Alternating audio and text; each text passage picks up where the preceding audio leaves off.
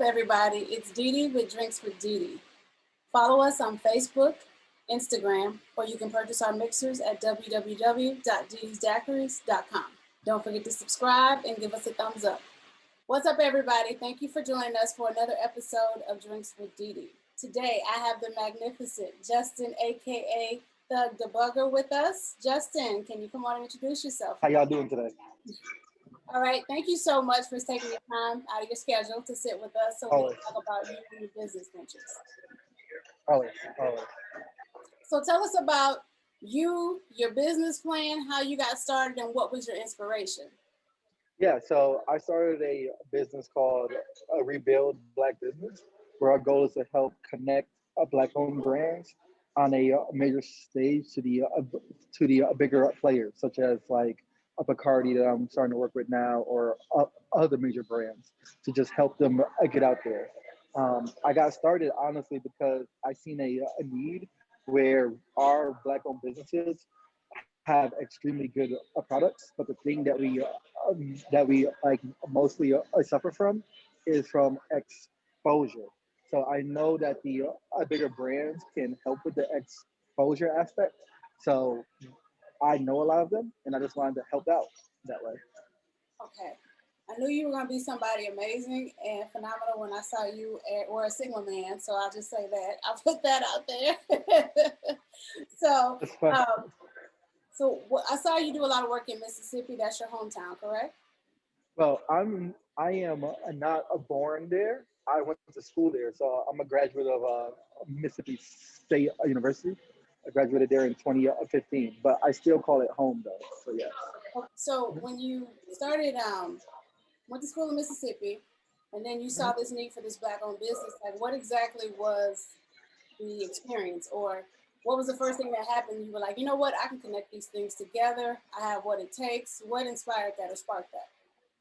The thing that truly sparked me was I've always been good at piecing together business relationships, and the aspect of I know what a person A has, I know what a person B has, but they just don't truly know who each other are.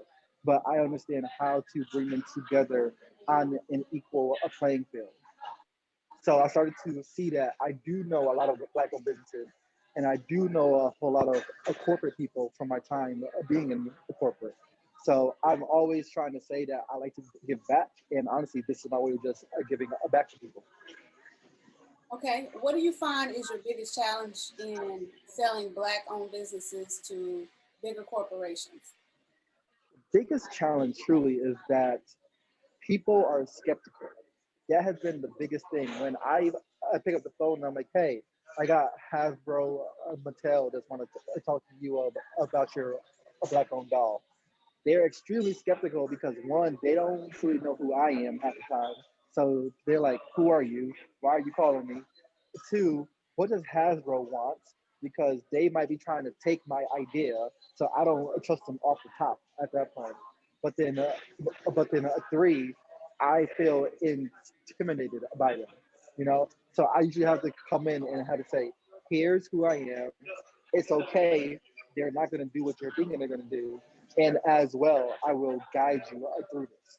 So it's really a thing about a trust on both sides as the hardest thing. Understandable. What is the most fulfilling? Because you have the challenge of bridging these two people together or these two companies together, making them trust each other and making sure it is a success. So what do you find the most fulfilling throughout all this? I think the most fulfilling aspect of it all is when I get on Instagram or Twitter or even while watching TV, and I'm able to see that brand that I help place out there now, which usually honestly wouldn't have as big of an audience, now have that audience. That is what truly keeps me going. Awesome. So long term, what do you want to see for your business and your brand? Long term, I just want to see the brand scale across multiple countries because we often think that a Black owned is only within the USA, but it's truly a global thing. Even in Africa, a lot of people think that the whole continent is just all black people, and I'm like, no, that's a common misconception. And in particular countries over there, we have it extremely hard, you know. So I want to eventually become a global brand that could connect black-owned brands with any bigger brand anywhere, and then even turn around and connect the a bigger black-owned brand to the smaller black-owned brands. I think that's amazing. So do you do this by yourself or do you have a team of people? So I'm the main one that goes out on the road and actually find the businesses. But in terms of like who helps me out to like go do the production, I got a team of two videographers. I got a photographer, a social media person, um, a coordinator. I got a person that does like graphic arts and all that stuff too. So it's like a team of like 8 of us, but it's all completely bankrolled off of the bankroll adjustment. So I paid out my own pocket. Wow. But it gets done, huh? Yeah, it gets done, and I'm extremely proud of the team because we kept the quality high the entire time. I think that's cool. Now, is this a group of friends or just people that you met? You guys have a lot in common and you knew it would work. Like, how do you pick who's going to be on your team and who's going to be right for your team? So these are people that I just asked for on Twitter because I have a pretty good following on Twitter, and I was like, I need help, and these people had actually raised their hands, and they're like, okay, great, thank you, and they have been down from a day zero. That is so cool. So I guess now y'all have established friendships. They're probably like family. You guys Right, have ideas off of each other. So you have really started from scratch and built a team of people. right, I, right. I Started from scratch. okay, so now I'm gonna quiz you on your black owned experiences. You ready? Okay, let's go. All right. So if you can shout out 3 up and coming black businesses that you know of, who would they be? All right, so since this is an alcohol show, I'm gonna have to go with all the alcohol brands that I do know.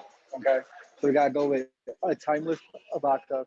We gotta go with Legendary, and then the other one that's here that's also making moves is called a Greenwood whiskey.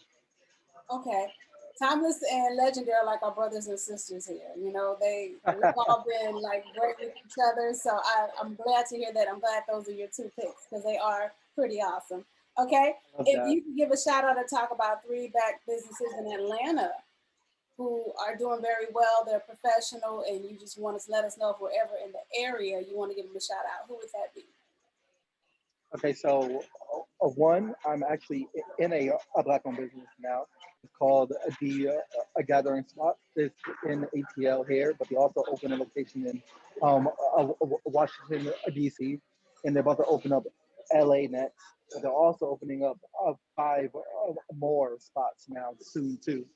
So them gotta go with the Just Add Honey Tea company, a black-owned tea company here in ATL. They've been in business like the last 5.5 years, 6.5 years, I want to say.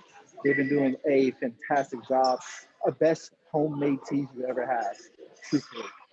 And then for the very last one, I'm not trying to leave out anybody at all, so I'm trying to think. Those But are 3. there's a brand new social club called a Sea and a Social House, and they've been doing great. It is a black owned too, so they've been in business for the last 4.5 months now, and it's pretty much like an after hour spot, like around 8 o'clock, a 9 o'clock spot. Come by with your friends, just have a good time. Okay. So you frequent these places a lot. You're in love with them, so to say. Yeah, yeah, I go all around town a lot, so yeah. Okay.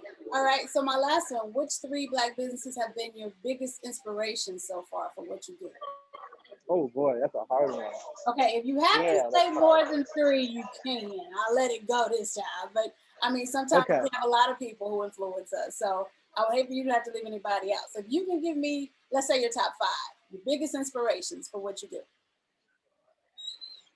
I would say a one here at the gathering spot because they're truly based upon the community aspect of everything, where they're trying to bring people together constantly. Like you see in the background now, people just come together and just hang out.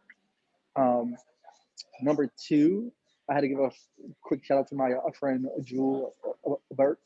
She's been doing great stuff, and that's been a truly inspirational person. Yeah, I've had like watched her evolve over time and just constantly crush it. Um, Three, oh, I got one.